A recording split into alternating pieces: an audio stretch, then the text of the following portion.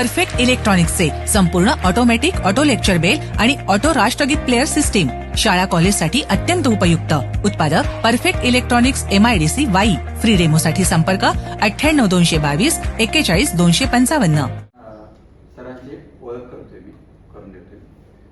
तसं बघायला गेलं तर 2019 पासून सरांचा माझा पहिल्यांदा कॉन्टॅक्ट आला होता. 2019ला असंच मी एकदा विद्यार्थ्यांची ट्रिप घेऊन इकडे आलो होतो. त्यावेळेला पण मी इथं आपण व्हिजिट केलं होतं. त्यावेळेला पण सरांनी आम्हाला छान सगळे डेमॉन्स्ट्रेशन दिले होते. त्यानंतर आता वारणा विद्यापीठाच्या वतीनं सुरुवातीला वारणा विद्यापीठाच्या वतीनं आणि आपल्या यशवंतराव चव्हाण वारणा महाविद्यालयाच्या वतीनं मी सरांचे आभार मानतो की त्यांनी आम्हाला इथं येऊन व्हिजिट करण्यासाठी परवानगी दिली आणि त्यासाठी मी सरांचे पुन्हा एकदा आभार मानतो. तर सरांचं नाव डॉक्टर RV ढेकळे सर आहे. सरांचं क्वालिफिकेशन बघायला गेलं तर MSc MPhil आणि PhD असं क्वालिफिकेशन आहे सरांचं. सरांनी 35 वर्ष किसनवीर महाविद्यालय वाईमध्ये हेड ऑफ द डिपार्टमेंट म्हणून काम केलेलं आहे फिजिक्सचं. तसंच त्याबरोबर त्याच कॉलेजला पुन्हा 2 वर्ष व्हाईस प्रिन्सिपल म्हणून काम केलेलं आहे. 4 रिसर्च प्रोजेक्टवरती सरांनी काम केलेलं आहे. त्यानंतर 22 रिसर्च पेपर्स जे आहेत ते सरांच्या नावावरती पब्लिश्ड आहेत इंटरनॅशनल आणि नॅशनल जर्नल्समध्ये.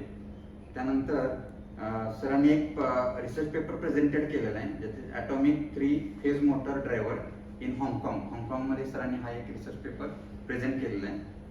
सरांचा एक PhD स्टुडंट सुद्धा पास आहे सरांच्या गायडन्स खाली.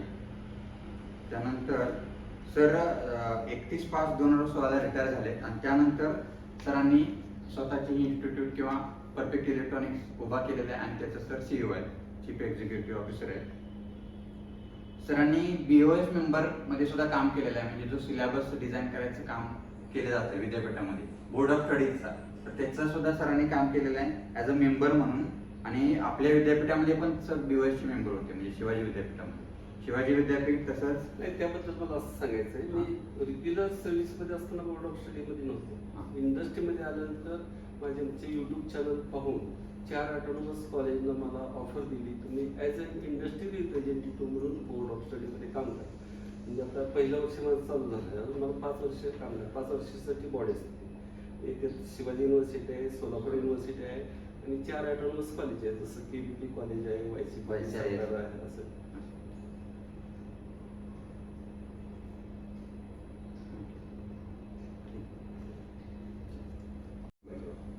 आता फक्त इलेक्ट्रॉनिक्स सप्लाय करत नाही, परंतु काही कॉलेजच्या असतात ऑर्डर्स जनरल फिजिक्स आणि ऑप्टिक्सचं पण सप्लाय करतात. तर त्यामध्ये त्या इन्स्ट्रुमेंटच्या डीलरशिप घेऊन ते सुद्धा आपण सप्लाय करतो.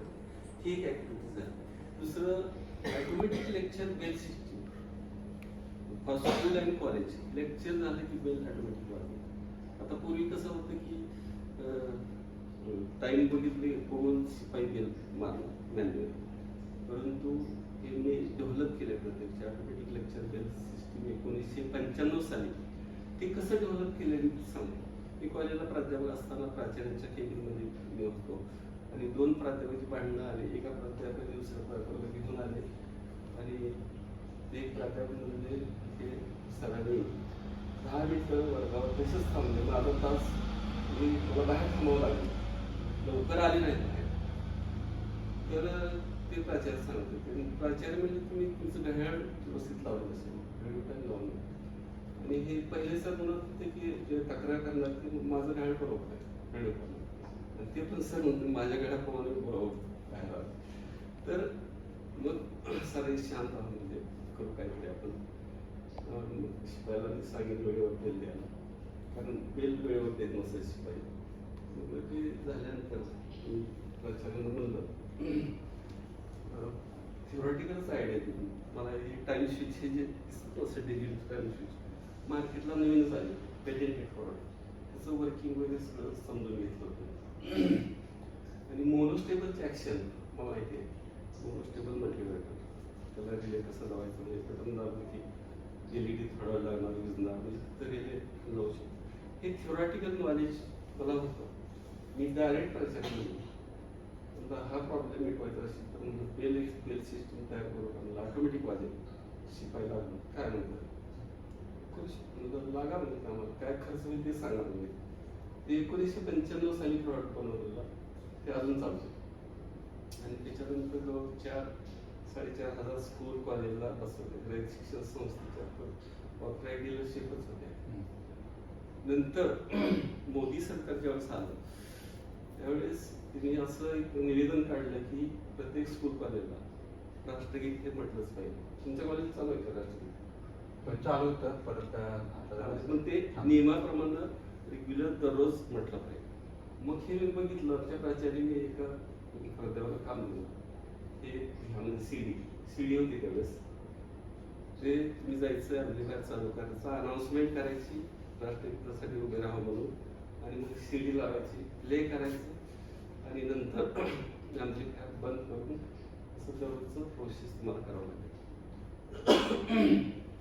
हे विचार केल्यानंतर परत लक्षात आलं की बाबा हे सुद्धा आपण ऑटोमॅटिक बनवू शकतो टाइम शीटचा यूज करून ते सुद्धा मोनोस्टेबल बनवण्यात वापरू शकतोय.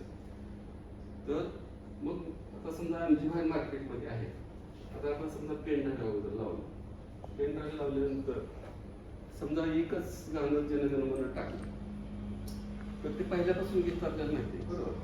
परंतु पेन ड्राईव्ह लावल्यानंतर तुम्ही जर नुसता पेन ड्राईव्ह लावून ऑटोमॅटिक करायचं म्हटलं हे टाइम स्विचमुळे ऑटोमॅटिक होईल पण ऑटोमॅटिक चालणार नाही. समजा तुम्ही हे चालू केलं राष्ट्रगीत चालू केलं तर ते राष्ट्रगीत संपल्यानंतर परत दुसऱ्या वेळेस तुम्ही ज्यावेळेस चालू करणार ऑटोमॅटिक तर ते मिसमॅच होणार नाही म्हणजे सुरुवातीपासून घेतलं जाणार नाही.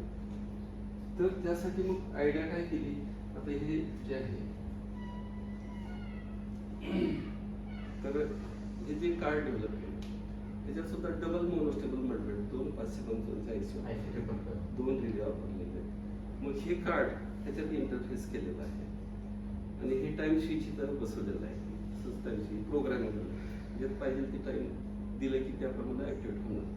ह्या कार्डमुळे होते काय ज्यावेळेस इथं टाइम लिहिलेलं असतं की 10 वाजता हे वाजलं पाहिजे राष्ट्रगीत 10चं प्रोग्राम केले 10 वाजल्यानंतर ते ऑटोमॅटिक पॉवर ॲम्प्लिफायरला येणार. लक्षात घ्या पॉवर ऑटोमॅटिक अगोदर बंदच असते ॲम्प्लिफायरची.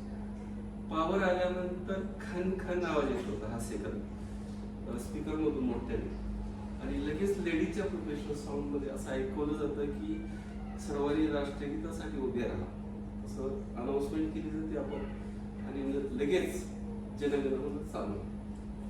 ते बंद झाल्यानंतर ॲम्प्लिफायर ऑटोमॅटिक बंद होतं. तर ते एक डेव्हलप केलं.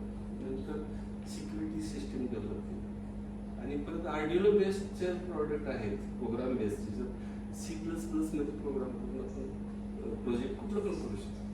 त्याच्यात एक डेव्हलपमेंट आहे. तर तुम्हाला तर काही प्रोजेक्ट दाखवतो.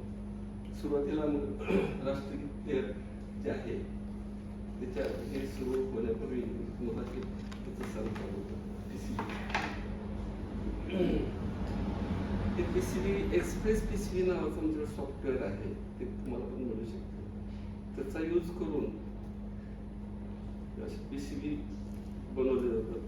आता ही जी PCB आहे कमर्शियल PCB याचं जे ट्रॅकिंग आहे म्हणजे PCB कशाची आहे लॉजिक गेटची PCB आहे. तर हे दोन्ही साईडला ट्रॅकिंग सेम आहे. लक्षात घ्या त्याचे जे होल्स आहेत ना ते PTH आहेत. PTH म्हणजे प्लेटेड थ्रू होल म्हणजे होल कंडक्टिंग आहे. तुम्ही जर मल्टीमीटर घेतलं कंटिन्युटी टेस्टर घेतला कुठल्याही होलच्या अक्रॉस तुम्ही लावलं तर कंटिन्युटी मिळणार कंडक्टिंग आहे. तर ह्याचा यूज करून सगळे बोर्ड इलेक्ट्रिकल इलेक्ट्रॉनिक 12 व्होल्टला डिझाईन केले. जे आता 12 व्होल्टला डिझाईन केले म्हणजे सगळे 10 एक्सपर्ट समजा लावले आणि समजा पॉवर गेली तर आपण काय करतो जनरेटर चालू करतो. आणि जनरेटर चालू करायची गरज नाही. तुम्ही 12 वोल्टचा एक जे आहे बॅटरी 12 वोल्ट 7 एम्पियरची बॅटरी असते ना ते लावली की 10-12 एक्सपर्ट लगेच चालू होते. आता राहिला प्रश्न CRO साठी आम्ही इन्व्हर्टर पण बनवलेलं आहे छोटा CRO बोला अशा पद्धतीने केलं. आता याचं ॲप्लिकेशन तुम्हाला सांगतो. आता हा दुसरा एक पॉवर सप्लाय बनवलेला आहे. तुमचे जे लॅबमध्ये असतात power supply 0 to 30 volt dual supply असतं 0 to 30 व्होल्ट पाहिजे हे पॉवर सप्लाय तुम्ही वापरू नका आणि सांगतो लो कॉस्टमध्ये तुम्ही एक्सपेंड करू शकता आणि ते एक्सपेंड फेल्युअर जाणार नाही.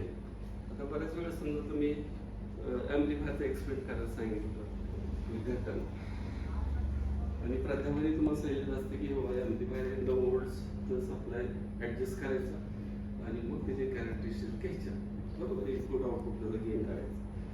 परंतु मास लेवलला विद्यार्थी हँडलिंग करतात नंतर ते 9 व्होल्टचा ते व्होल्टेज त्यांना फिरवायला असेच आहे ना 30 व्होल्टपर्यंत. ते 30 व्होल्ट फिरवले काय होईल, त्या फटकन जाणार, दूर येणार, असे अनुभव बऱ्याच वेळेस बघितलेले. मग हे बोर्ड मी का डेव्हलप केले, कसे डेव्हलप केले त्याची थोडी हिस्ट्री मी सांगतो.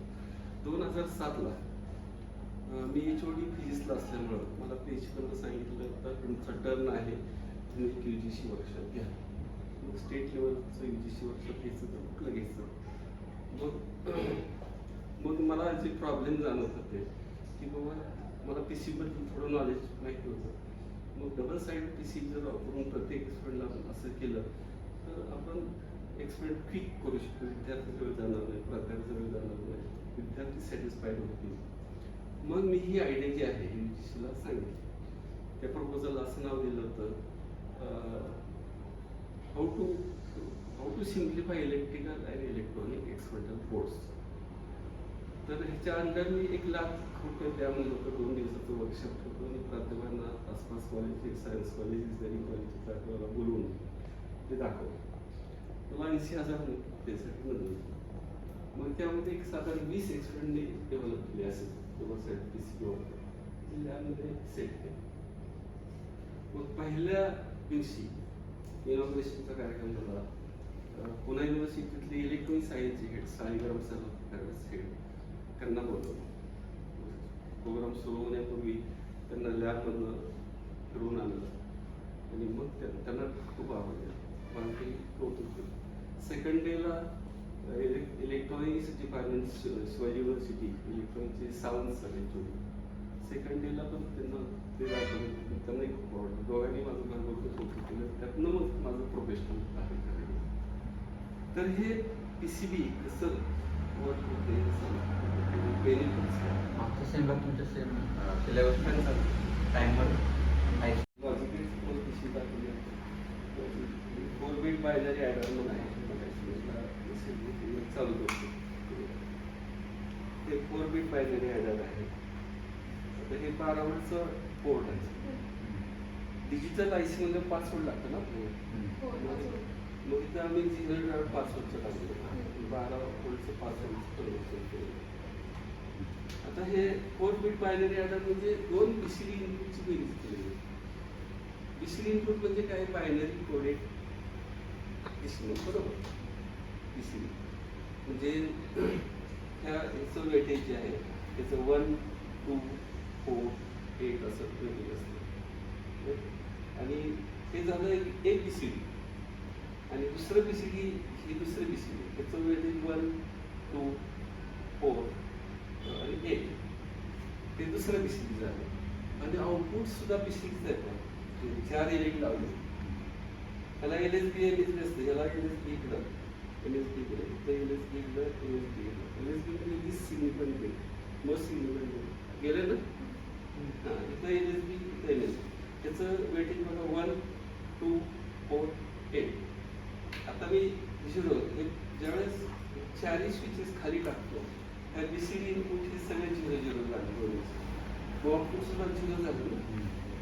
आता आपण बायनरी BCD जो 1 वेटेज आहे ना, ते 1 आणि ह्याचं 0 आहे.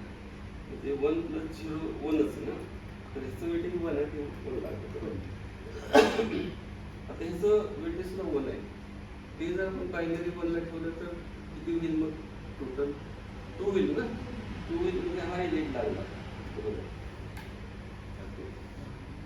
आता समजा हे पण वर ठेवलं बायनरी 1ला, हे पण बायनरी 1ला ठेवलं आणि हे बायनरी 1ला ठेवायचं आपल्याला.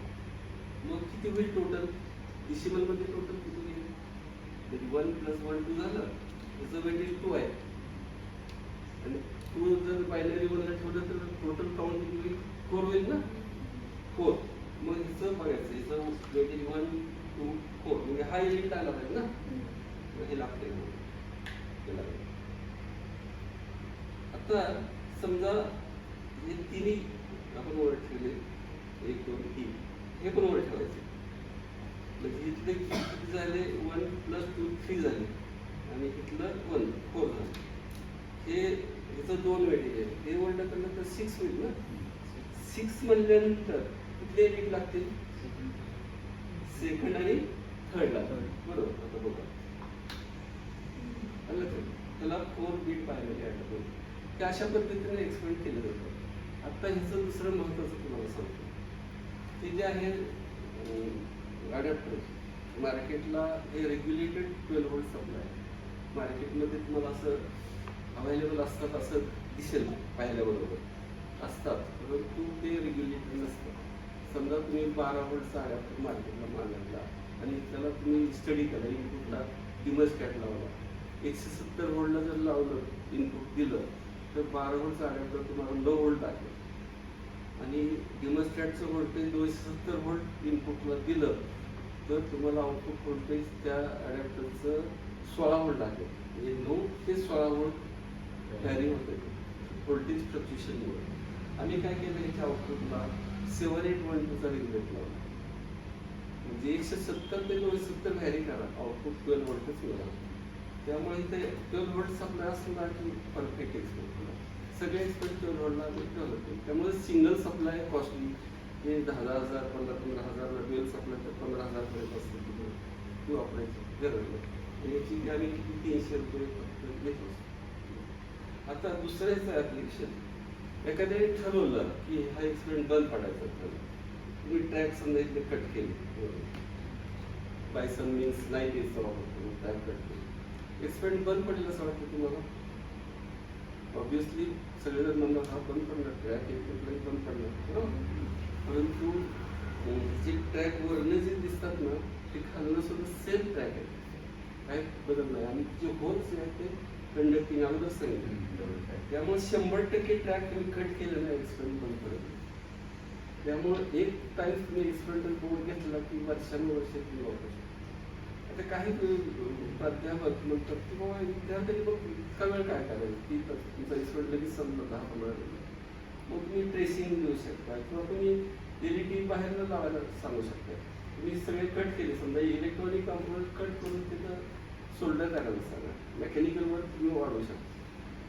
आणि तुम्हाला माहिती आहे की सिंगल साइडेड PCB ट्रॅक उचकटले, सोल्डर डिसोल्डर केले की त्याचं पॅड निघून जातं लगेच.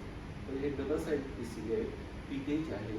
तुम्ही एकदा हे LED समजा कटरनं कट केली वरनं आणि दुसरे लीड लावले, ते सोल्डर 1000 वेळेस सोल्डर डिसोल्डर केलं तर तिथले पॅड निघून जाते. तर अशा पद्धतीने मेकॅनिकल वर्क प्रत्येक तुम्ही वाढू शकता. आणि आता डिजिटलचे सुद्धा हे सगळे एक्सपर्ट PCS BCL असं तर आता हे आहेतच. तर अशा काही नवीन डेव्हलप केल्या आर्डिनो बेस्ड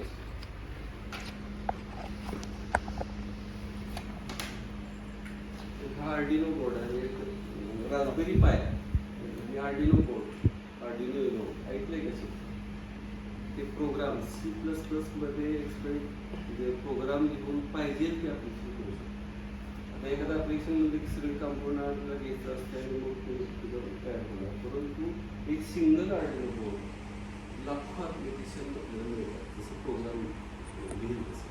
त्याच्यात तसं AI टूल सांगण्याचं तुला AI टूल मग फार सोपं झालं, म्हणजे प्रोग्राम तुम्हाला इझिली मिळतो. तुम्ही ॲप्लिकेशन फक्त सांगायचं काय ChatGPT प्रोग्राम करून कधी कधी चेंजेस करावं लागतं सक्सेस होण्यासाठी, कधी कधी डायरेक्ट कोड मिळतो सक्सेस होऊ शकतो. आता इथे आर्डिनो बोर्डचा यूज करून आम्ही हे केलं आहे, इंटरनेट रिमोट करतो, जसं 5 मिनिटं रेंज TV चा रिमोट करून. आता इथं काय केलं आहे, आता मी काय सांगितलं की 5 मिनिटं इनपुटला थोडं चेंज झालं की मला आउटपुट असं पाहिजे, मी टाईम दिले 10 सेकंड पाहिजे. मग आउटपुटला काय केलं, 5 व्होल्टचा बजर लावलेलं आहे, LED लावलेलं आहे आणि इथं इन्फ्रारेड सेन्सर लावलेलं आहे, तिथं पण दिसेल आपल्या साईडला आपल्या साईडला आणि ह्याला 9 वोल्ट लागतं. ते 9 वोल्टच्या बॅटरीवर ते आर्डिनो बोर्ड चालतं मग ते चालू करतं. आणि ह्याचं ॲप्लिकेशन रिमोट कंट्रोल जो आहे ते त्याचा वापर करून बजर आणि LED कसा लागतो हे बघायचं. त्याचं चालू त्याला मिळालं तर अशा पद्धतीने 10 सेकंद असा आवाज येतो. आता मी हा जो बोर्ड आहे तो इथे ठेवतो.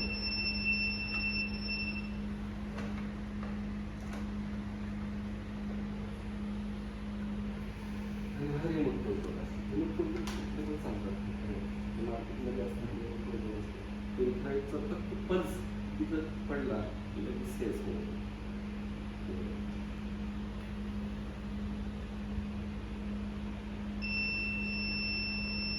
असं प्रत्येक वेळेस चालू आहे. हे 5 मिनिटाचं 10 सेकंद बंद होतं.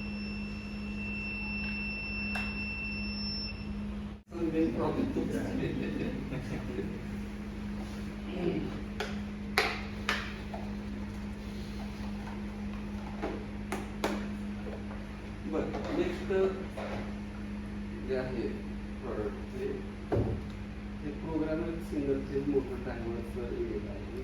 3 ॲप्लिकेशन. पहिलेच ॲप्लिकेशन जे आहे पाण्याची मोटर आपले घरावरती पाण्याची टाकी असते. आपण पाण्याची मोटर मॅन्युअली चालू करतो. पाणी टाकी भरलेली मॅन्युअली बंद करतो. तर तुम्ही जर असं लक्षात घेतलं की पाण्याची मोटर साधा 1 तासात पाण्याची टाकी भरती असं लक्षात आलं तिथं प्रोग्राम करू शकतो.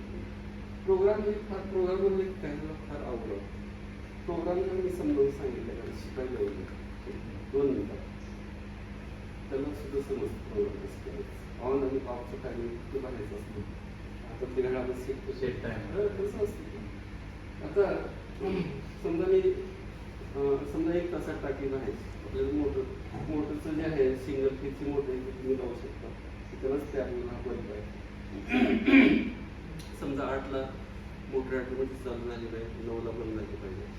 तर इथलं जे टाईम स्विच ऑटोमॅटिक ॲक्टिवेट होतो. इथला LED लागतो 8 वाजता इथला LED लागतो. मॅन्युअली इथला LED लावतो. त्यावेळेस काय होईल इथलं व्होल्टेज इथला बंद लागेल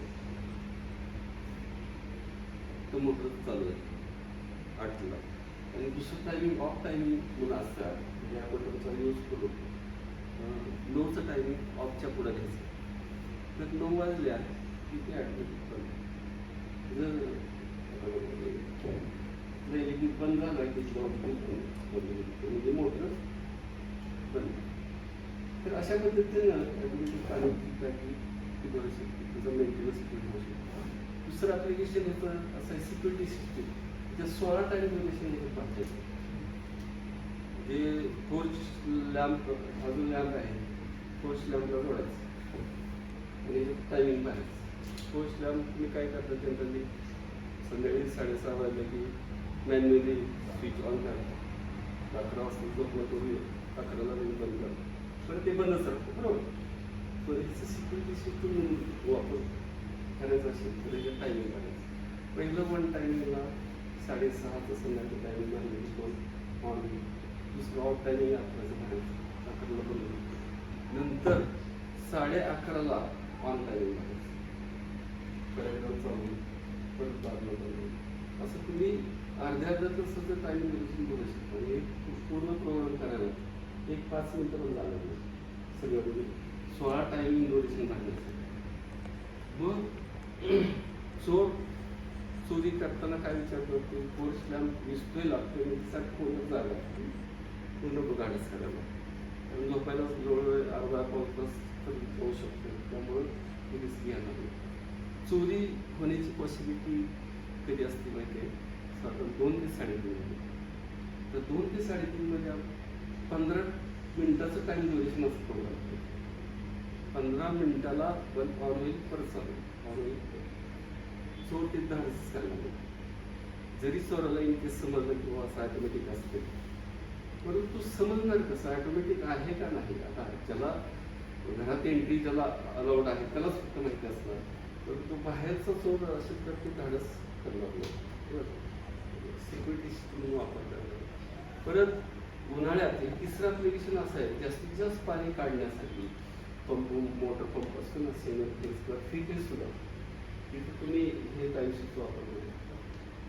सो आणि समजा एखाद्या विहिरीला पाणी 4 तास थांबलं आपण वेट केलं तर 1 तास मोटर चालेल एवढं पाणी बसलं विदाउट फेल्युअर म्हणजे हवा धरणार नाही असेल फुटबॉलच्या खाली पाणी जाणार नाही असं जर तुम्ही सर्वे केला तर काय करायचं टाइम ड्युरेशन सेट करायचं 4 तास भर 1 तास चालू 4 तास भर 1 तास चालू असं 24 तासाचं ड्युरेशन करायचं आणि तुम्ही ऑटोमॅटिक 24 आपोआप चालू होईल जास्तीत जास्त पाणी हाताळलं तर हे तिसरा टेक्शन. त्यानंतर हा प्रॉडक्ट आहे 3 phase motor programmable 3 phase motor आहे. हेच मी तुम्हाला सांगितलं हाँगकाँगमध्ये रिसर्च पेपर मी प्रेझेंट केलेला आहे आणि इलेक्ट्रॉनिक्स मध्ये एक कन्स्ट्रक्शन प्रोजेक्ट पण असतो.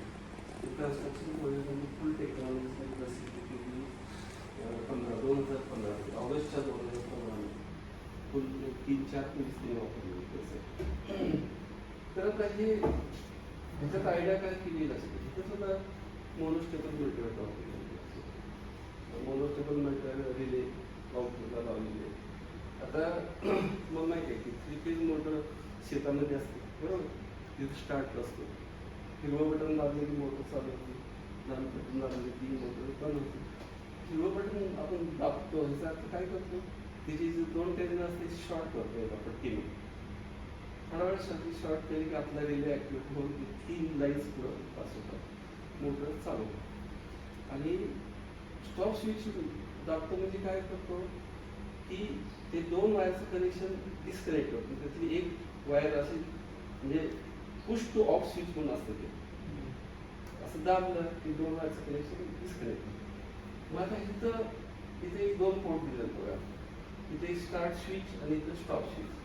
स्टार्ट स्विचचं जे पोर्ट आहे ते इथं लावायचं इथं 2 वायर आहे ना ग्रीन जे स्विच आहे त्याला 2 टर्मिनलला डायरेक्ट लावायचं 2 वायरचं पोर्ट आहे तिथं लावायचं. आणि असलंच दुसरे पोर्ट घ्यायचं आणि ते रेड स्विचच्या कसं लावायचं लक्षात त्या 2 वायर आलेले त्यातलं रेड स्विचच्या 2 टर्मिनल पण 1 टर्मिनलची वायर काढायची झाले 2 टर्मिनल ते 2 टर्मिनल तिथं लावायचे म्हणजे काय झालं की ओरिजिनल स्टॉप स्विचच्या सिरीजमध्ये हे रिलेचं स्विच येत आहे बरोबर. तर आता हे अशा पद्धतीने केल्यामुळं आता याचा टाईम स्विचचा वापर कसा केला सुरुवातीला बंद होतो. हा पोर्ट आता आपण हेच उदाहरण घेऊ 8ला मोटर चालू 3 फेज मोटर आणि 9ला बंद झालेली हे कंटिन्यू टेस्ट करायला आम्ही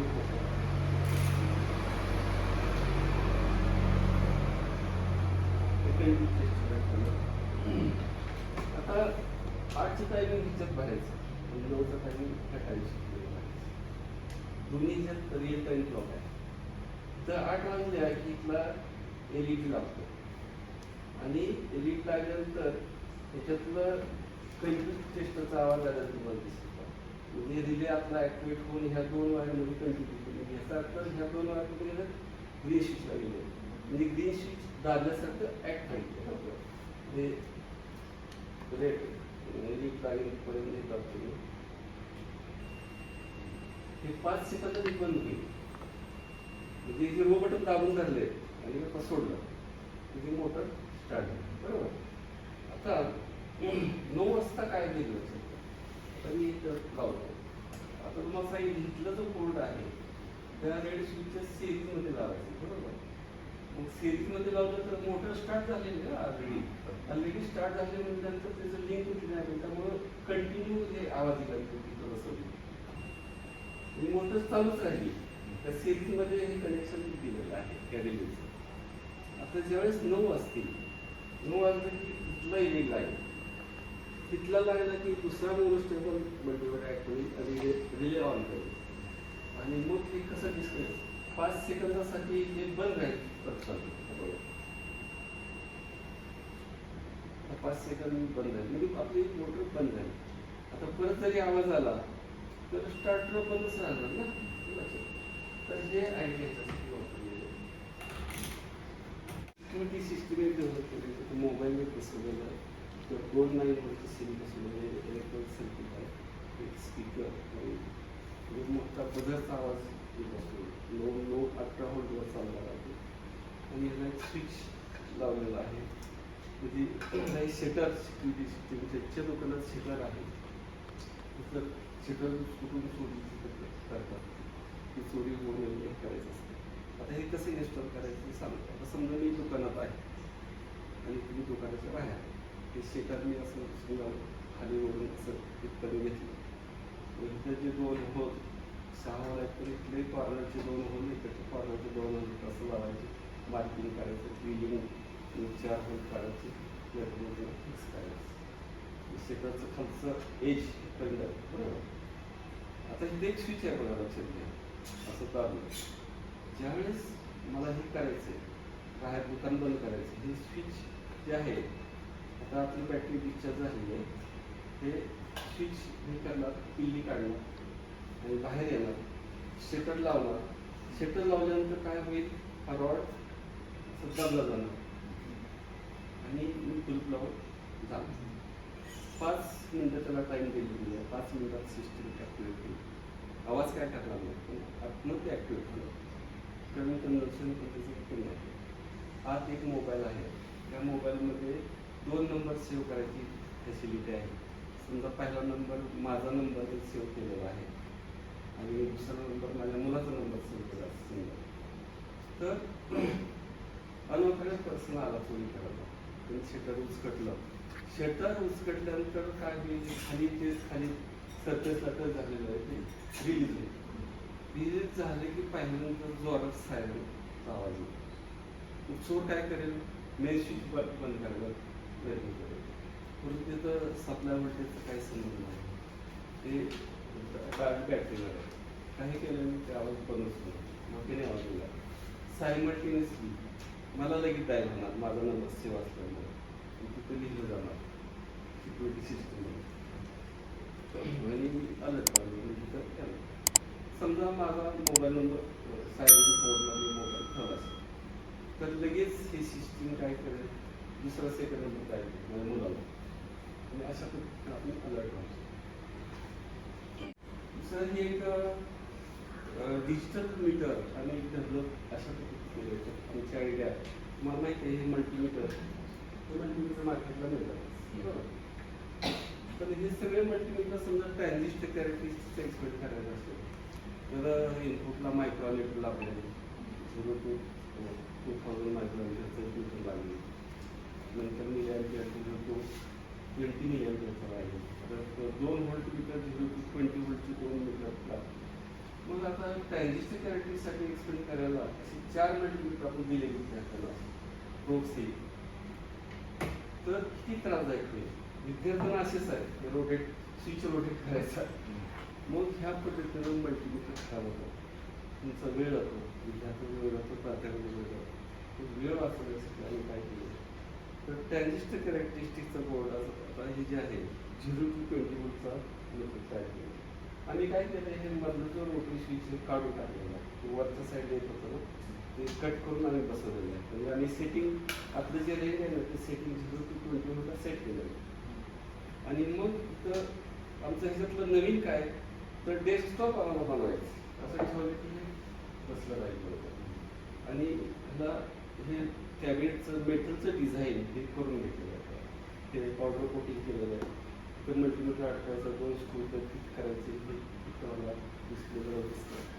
आणि आत 9 व्होल्टचं सेल आहे आणि हे स्विच ऑन करायचं. स्विच ऑन केलं की हे 0-0.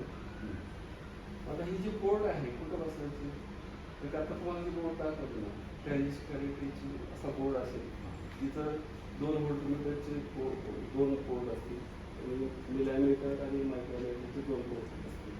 ते फक्त पिनअप करायचं असतं. आता 12 व्होल्टचं पिनअप करून दाखवलं तसं.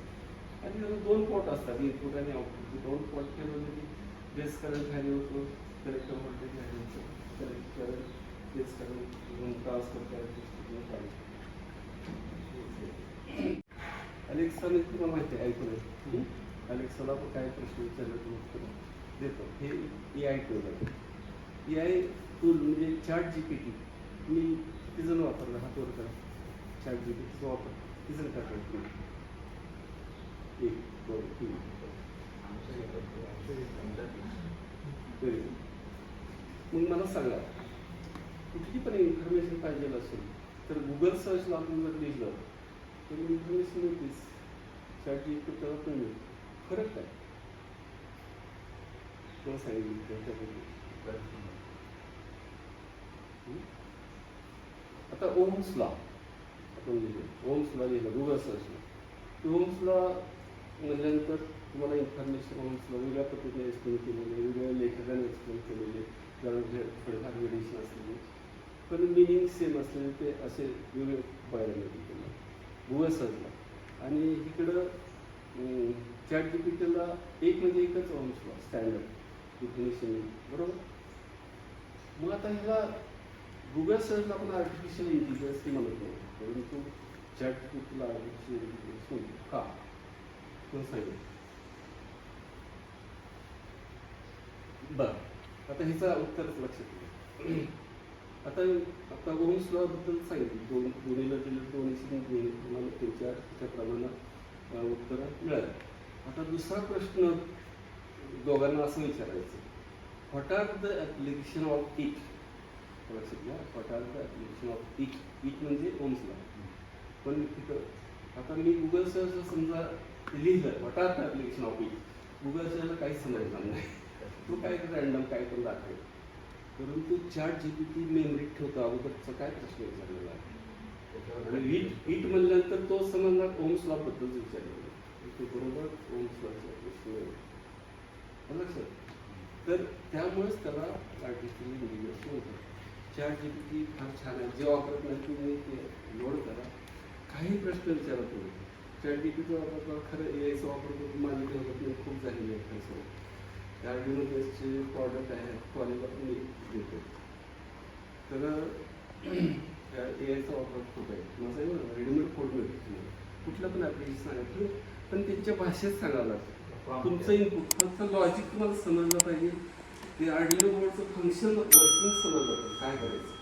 आता मी तुम्हाला पहिले सांगितलं बघा, इन्फिनिट रिमोट कंट्रोल सांगितलं. इन्फिनिट रिमोट कंट्रोल सेन्सर मिळतं ना मला. मग सेन्सरला 5 व्होल्ट दिलं आणि पुढं ऑब्स्टॅकल आलं की त्याचं जे आउटपुट आहे ते ते ड्रॉप होते असेल. मग ह्याच्यात यायकडून मला कोड काढायचा असेल तर त्याला सांगावं लागतं की बाबा मी Arduino Unoचा बोर्ड जो आहे किंवा 5 नंबर पिनला व्होल्टेज लो झालं की आउटपुट पिनला मला असं व्होल्टेज आलं 5 व्होल्ट आला पाहिजे, हाय व्होल्टेज आलं पाहिजे, पण त्याला टाईम दिलेला हा सगळं पिन आला पाहिजे. असं मिळालं की कोड मिळतो, ते कोड लॅपटॉपचा वापर करून फील करायचं त्याप्रमाणे मिळतं. म्हणजे किती भारी होतं. आता किती जण प्रोग्रामर आहे, डेव्हलपर झालेले आहेत हार्डवर्क करून. आता पहिलं हे नव्हतं करत, आता हे मी ऐकत असेल AI-मुळं नोकऱ्या जायला लागल्या लोकांच्या. ते प्रोग्रामरला सुद्धा ते अवघड आहे. सहजासहजी जर कोड मिळत असेल मग प्रोग्रामरच्या नोकरीशी धोक्यात आहे.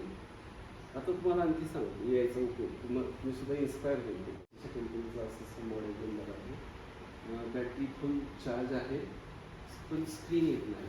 मी काय करतो तर त्यांनी एक्सपेक्टेड उत्तर दिलं, तुम्ही अशी फंक्शन्स प्रेस करा आणि त्याप्रमाणे केले झाला स्पेस.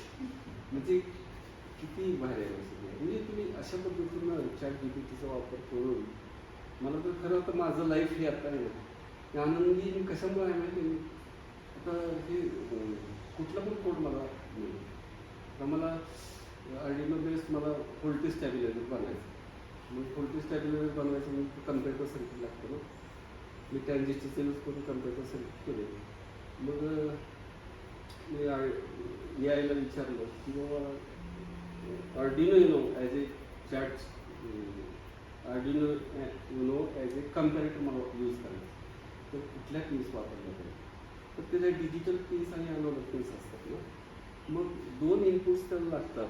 तिथं म्हणजे डिजिटल पिन्स वापरले तर चालतील काही इनपुटला कम्पॅरेटिव्हला, तर नाही. अनॉलॉग पिन्स म्हणजे A0 to A5 पिन्स मिळाला. मग तिथं व्होल्टेज कम्पेअर करून तुम्हाला आउटपुट मिळतं. तिथं मग पुढं तुम्ही रिले करू शकता. मग त्या रिलेमधून तुम्ही 160 व्होल्ट झालं AC तर त्या रिलेमधून पुढं एक वायर सिलेक्ट करायची प्रायमरीची की जेणेकरून ते व्होल्टेज एकसारखं बूस्ट होईल.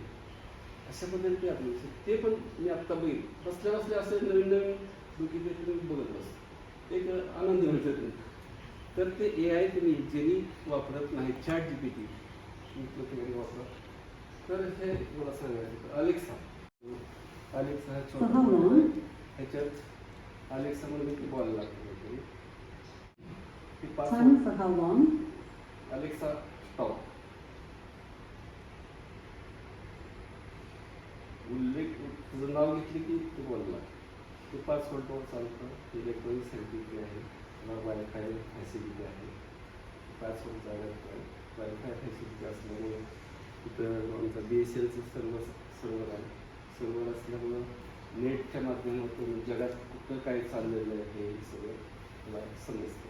जो सर्व्हर आहे तिथं असेल नेटवर्कवर BSCPमध्येच जोडलेलं असते. त्यामुळं आपण जे विचारलेले प्रश्न तिथे उत्तर त्याची करत असतो. जर का काही प्रश्न आपण विचारले Alexa what is time now? It's 6 p.m. Alexa what is temperature now? Right now, in Way, Dis Satara Maharashtra, it's 30 degrees Celsius. Alexa, who is Chief Minister of Maharashtra? The Chief Minister of Maharashtra is Devendra Fadnavis. Alexa, who is Prime Minister of India? The current Prime Minister of India is Narendra Modi. Alexa, how many states are in India? India has 28 states, including Andhra Pradesh, Arunachal Pradesh, Assam, Bihar, and Chhattisgarh. Alexa, how many countries are in the world? There are 195 countries in the world today. This total comprises 193 countries that are member states of the United Nations and 2 countries that are non-member observer states, Vatican City and the State of Palestine. Alexa, what is distance between Earth and Moon? The Moon is 391,200 kilometers away from Earth. Alexa, are you male or female? I'm an AI, and I don't have a sex. त्याच्यात गाणी वगैरे ऐकायची म्हणजे तर कुठली पण गाणी ऐकू शकतो. तर फॉर एक्झाम्पल आपल्याला माहिती आहे सायराटचं पॉप्युलर गाणं झिंगाटचं गाणं ते सांगतो. Time switch base PIR motion siren हा टाइम स्विच आहे. हा पायरो सेन्सर आहे. हा आउटपुटला ॲज अ लोड म्हणून सायरन कनेक्ट केलेला आहे. तर आमच्या कंपनीची वेळ सकाळी 8:30 ते 5 अशी आहे. ती सिस्टीम 6 वाजता ॲटोमॅटिक ॲक्टिवेट होते. यामध्ये आम्ही 6 ते संध्याकाळी सकाळी 8 असं प्रोग्राम केलेला आहे. तिथे समोर कॅमेरा आहे, राईटला फ्लड लॅम्प आहे आणि खाली मोशन सेन्सर आहे. तर कंपनीमध्ये 6 ते 8 म्हणजे या टाईम ड्युरेशनमध्ये जर अनऑथोराइज पर्सनने कंपनीमध्ये एंट्री केली तर पहिल्यांदा त्याचा त्या कॅमेरामध्ये फोटो कॅप्चर केला जातो आणि सायमल्टेनियसली सायरन ऑन होतो. म्हणजे 6 ते 8 हे कंपनीमध्ये जर कोणी अनऑथराईज पर्सन चोरी होण्याची शक्यता असेल किंवा आम्ही जरी आलो तरी ही ॲक्शन मिळणार. तर तुमच्यापैकी तुझं नाव हां अथर्व, तू तिथे थांब. थोड्या वेळासाठी अथर्वला अनऑथराईज पर्सन असे कन्सिडर करा. तुला मी ज्या वेळेस कॉल करणार तर तुला इथं असं स्ट्रेट यायचं आणि त्या ड्रॉवरपर्यंत चालत जायचं. तर आता तुम्ही सर्वांनी फ्लड लॅम्पवरती कॉन्सन्ट्रेट करा. टर्न आणि फ्लड लॅम्पवरती कॉन्सन्ट्रेट करा. Hello, good evening. Myself miss Udita Ankush Kamble. I have completed my bachelor degree in BE-APC. I am working as a production engineer in Perfect Electronics MIDC from last 5 years. Now I explain training details. आमच्या कंपनीमध्ये science आणि engineering कॉलेजच्या विद्यार्थ्यांसाठी fast track practical based electronics training program facility आहे. हा course 6 दिवसांचा म्हणजे 6 ते 48 आवर्स असतो. तर यामध्ये टोटल 30 एक्सपर्ट आम्ही तुमच्याकडून करून देत असतो. हा कोर्स 100% प्रॅक्टिकल ओरिएंटेड आहे. यामध्ये पहिल्या दिवशी डिजिटल इलेक्ट्रॉनिक्सचे 8 एक्सपेरिमेंट शिकवले जातात. पहिल्या 2 तासात ते एक्सपेरिमेंट एक्सप्लेन केले जातात आणि तुम्हाला एक्सपेरिमेंट करण्यासाठी वेळ दिला जातो. त्यानंतर 1 तास डिजिटल इलेक्ट्रॉनिक्सवरती डिस्कशन केलं जातं. त्यानंतर नेक्स्ट डेला ऑपरेशनल ॲम्प्लिफायरचे 5 एक्सपेरिमेंट शिकवले जातात. ते पहिले 2 तासात तुम्हाला एक्सप्लेन केले जातात. प्रॅक्टिकल करण्यासाठी वेळ दिला जातो आणि 1 तास ओपॅम्पशी निगडीत जे टेक्निकल क्वेश्चन आहेत त्याची तयारी करून घेतली जाते. त्यानंतर नेक्स्ट स्टेजला ऑपरेशनल ॲम्प्लिफायर या टॉपिकवरती तुम्हाला 5 एक्सपेरिमेंट करायचे असतात. ते पहिल्या 2 तासात तुम्हाला एक्सप्लेन केले जातात आणि प्रॅक्टिकल्स परफॉर्म करण्यासाठी वेळ दिला जातो. त्यानंतर आपल्याला ऑसिलेटर ॲम्प्लिफायर या टॉपिकवरती टेक्निकल ओव्हर डिस्कशन घेतली जाते. तसेच ट्रेनिंगमध्ये असताना तुम्हाला 2 सॉफ्टवेअर शिकवले जातात. त्यामध्ये पहिलं सॉफ्टवेअर डिझायनर्स एक्सप्रेस नावाचं सॉफ्टवेअर आहे. त्यामध्ये तुम्हाला प्रोफेशनल सर्किट डायग्राम कशी ड्रॉ करायची याचं ट्रेनिंग देण्यात येतं. तर त्या सॉफ्टवेअरमध्ये वेगवेगळे सिम्बॉल पिकअप करून सर्किट डायग्राम ड्रॉ करायला शिकवले जाते. तसेच दुसरं सॉफ्टवेअर आहे ते एक्सप्रेस PCB नावाचं सॉफ्टवेअर आहे. त्यामध्ये PCB लेआउट कसा काढायचा याचं मार्गदर्शन केलं जातं. तसेच ट्रेनिंगमध्ये असताना तुम्हाला एक प्रोजेक्ट करायचा असतो. त्यामध्ये तुम्हाला एक PCB दिला जातो. त्यासोबत काही यूज कंपोनंट्स दिले जातात. ते सर्व कंपोनंट्स PCBवरती इन्सर्ट करून घ्यायचे आणि 1 बाय 1 एक कंपोनंट आहे तो सोल्डर करायचा. तर प्रोजेक्ट करताना तुम्हाला सोल्डरिंग, डिसोल्डरिंग आणि टेस्टिंग कसं करायचं हे शिकवलं. तसंच तुम्हाला ट्रेनिंगमध्ये असताना एक सेमिनार करायचा असतो. त्यासाठी तुम्हाला एक टायटल दिलं जातं. सेमिनारसाठी गाईड पण केलं जातं आणि तो व्हिडिओ यूट्यूब चॅनलवरती अपलोड केला जातो. आता तुम्ही सगळे फायनल इयरचे विद्यार्थी आहात तर तुम्हाला पासआउट झाल्यानंतर वेगवेगळ्या कंपनीमध्ये इंटरव्ह्यूसाठी जावं लागतं. तर इंटरव्ह्यूमध्ये टेक्निकल क्वेश्चन तसेच तुम्हाला ट्रेनिंग अबाउट असेल हा एक क्वेश्चन विचारला जातो. तर ट्रेनिंगमध्ये तुमची मुलाखतीची सुद्धा तयारी करून घेतली जाते. त्यामध्ये तुमचं नाव, गाव, तुमचं क्वालिफिकेशन, हॉबीज, एक्स्ट्रा ॲक्टिव्हिटीज असे सगळे पॉईंट्स तुम्हाला न थांबता बोलता आले पाहिजे. तर तो सुद्धा व्हिडिओ आम्ही यूट्यूब चॅनलवरती अपलोड करत असतो. आता आम्ही गुगल फॉर्मचा वापर करून एक इव्हॉल्युशन टेस्ट तयार केली आहे. त्याची लिंक तुम्हाला व्हॉट्सअपवरती शेअर केली जाते. ती लिंक तुम्ही तुमच्या मोबाईलवरती ओपन करायची. त्यामध्ये टोटल 74 क्वेश्चन्स असतात. ते एक प्रत्येक क्वेश्चनला 3 ऑप्शन्स असतात. सगळे क्वेश्चन सॉल्व्ह केल्यानंतर सबमिट नावाचं लास्टला बटन असतं. ते बटन क्लिक केलं की तुम्हाला तुमचा स्कोर तुमच्या मोबाईलवरती दिसतो. मग त्या स्कोरचा स्क्रीनशॉट काढायचा. तो स्क्रीनशॉट माझ्या मोबाईलला किंवा सरांच्या मोबाईलला शेअर करायचा आणि त्या स्कोरच्या आधारे तुम्हाला ट्रेनिंगचं सर्टिफिकेट देईल. आता नेक्स्ट डेमो आहे तो सिक्युरिटी सिस्टीमचा डेमो आहे. तर त्यासाठी तर थोडीशी स्पेस तयार करा. तुम्ही फक्त त्या बाजूला सांगा. सर्वांनी फ्लड लॅम्पवरती कॉन्सन्ट्रेट करा. आता कॅमेरावाला आहे त्यांनी तो सुद्धा हलायचा नाही असेल. तू सुद्धा शूट करायचं आहे तसंच हे करायचं. ठीक आहे. आता मी सिस्टीम ऑन केली आहे. सर्वांनी फ्लड लॅम्पवरती कॉन्सन्ट्रेट करा. जे स्पीड आहे ते डिटेक्शन होणार नाही. परंतु अथर्व जे आहे तो निघाला की सायरन कसा वाजतो हे ते बघून पाडायचं. सर्वांनी फ्लड लॅम्पवरती कॉन्सन्ट्रेट करायचं. सिस्टीममधून 2 वेळा रिलेचा आवाज येईल. कोणत्याही प्रकारची हालचाल करायची नाही. आपल्याला हे बघायचं की अथर्वला बोलवल्यानंतर पुढचा फ्लड लॅम्प लागेल बघा. तुला कॅमेरा पण चालू होईल, त्याचा रेकॉर्डिंग होईल. त्याच वेळेस सायरनचा मोठा आवाज येतो.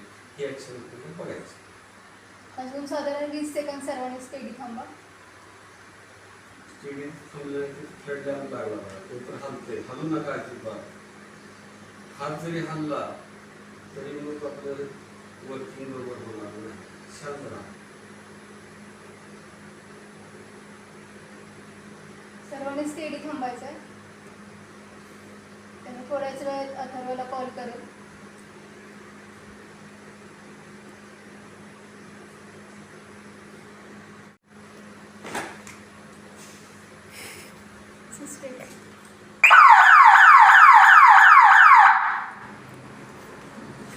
तर हे सिस्टीम आहे ती ह्युमन बिंगसाठी डिझाईन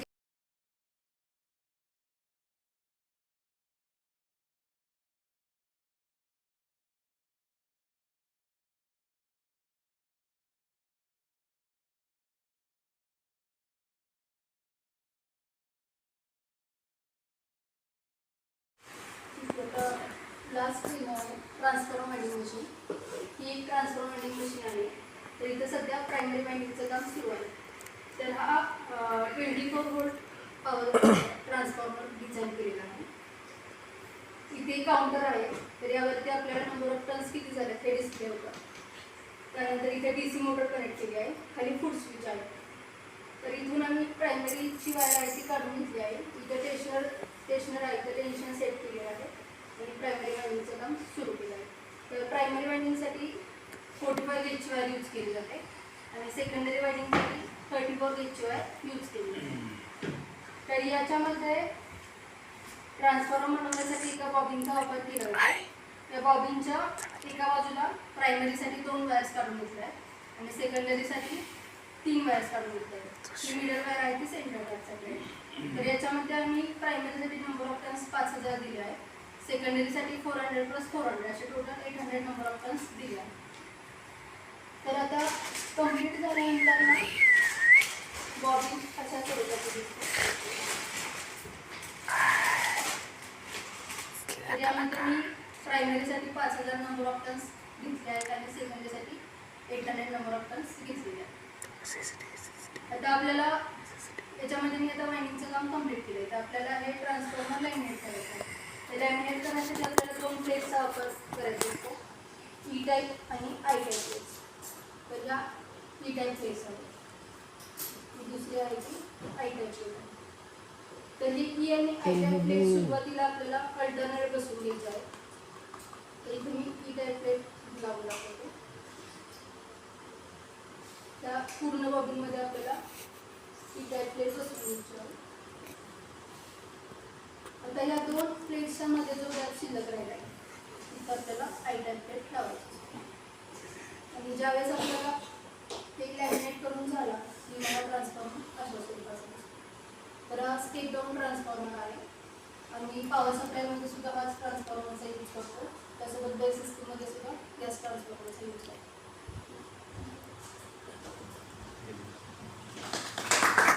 पाणी ऑन आणि ऑफ मध्ये टायमिंगनुसार सेट करू शकतो आपण. बरोबर. मग ते म्हणजे घरी जे आपण बोर चालवतो त्यासाठी पण यूज करू शकतो. हा, यूज करू शकतो.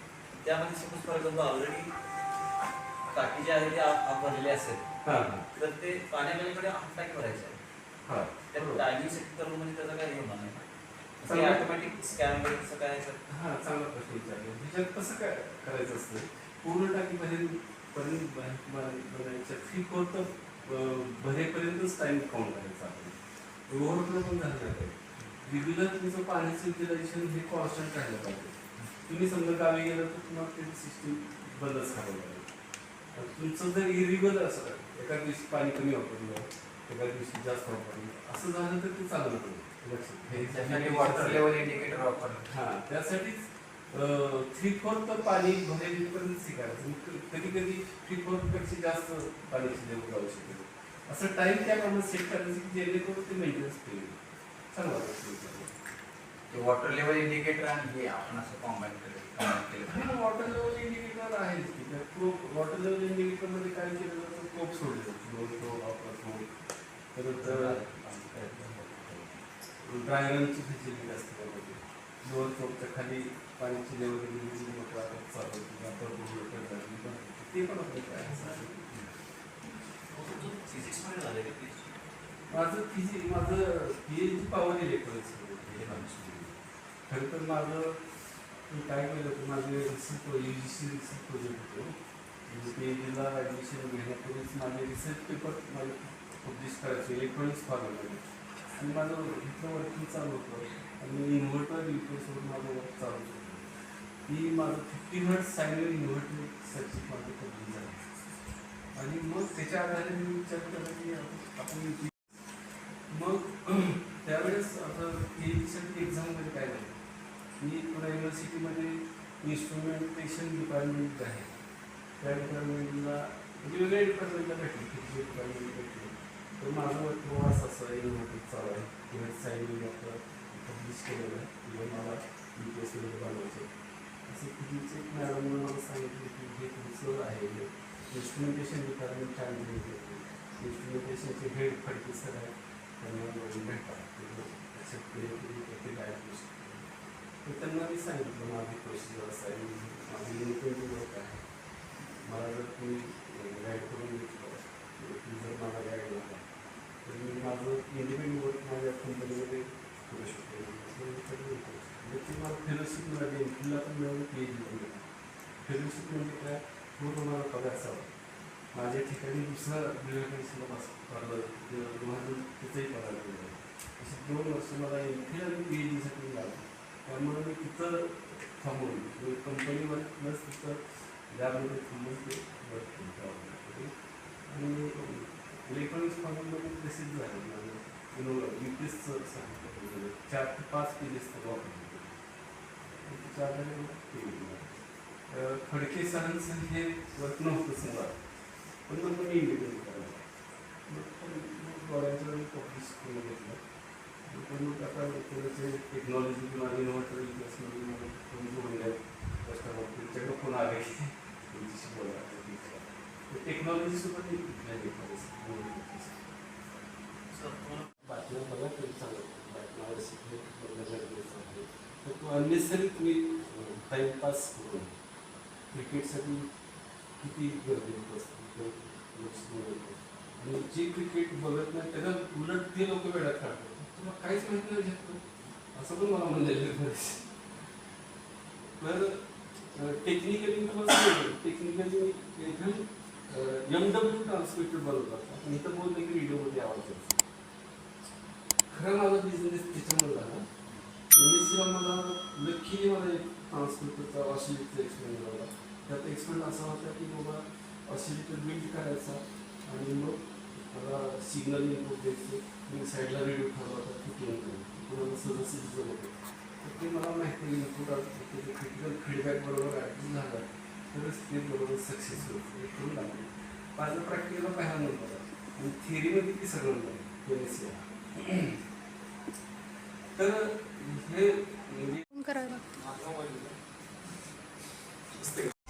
परफेक्ट इलेक्ट्रॉनिक्स वाई आयोजित 6 दिवसांचं practical based electronics and computer industrial training. पात्रता इलेक्ट्रॉनिक्स आणि कम्प्युटरचे शिक्षण आवश्यक. BE, डिप्लोमा, BSc, MSc झालेल्यांसाठी उपयुक्त. या ट्रेनिंगमध्ये भरपूर प्रॅक्टिकलसह मुलाखतीची तयारी करून घेतली जाते, ज्यामुळे जॉब मिळणं सोपं जातं. ट्रेनिंगसाठी संपर्क doctor Dhekale, perfect electronics MIDC Wai. Mobile 98 222 41 255.